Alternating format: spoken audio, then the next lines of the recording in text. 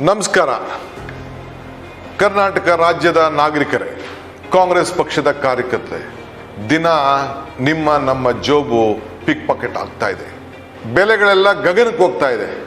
ಆದಾಯ ಎಲ್ಲ ಪಾತಾಳಕ್ಕೆ ಹೋಗ್ತಾ ಇದೆ.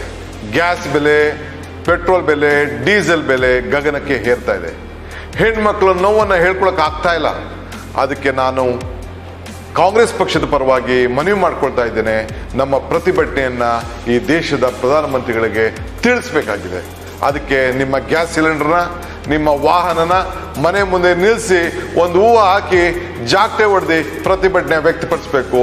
ಒಂದು ಫೋಟೋ, ಒಂದು ಸಣ್ಣ ವಿಡಿಯೋವನ್ನು ನಿಮ್ಮ ಸೋಷಿಯಲ್ ಮೀಡಿಯಾ ಖಾತೆಗೆ ಅಪ್ಲೋಡ್ ಮಾಡಬೇಕು ಅಂತೇಳಿ ತಮ್ಮಲ್ಲಿ ನಾನು ಮನವಿ ಮಾಡ್ಕೊಳ್ತಾ ಇದ್ದೇನೆ.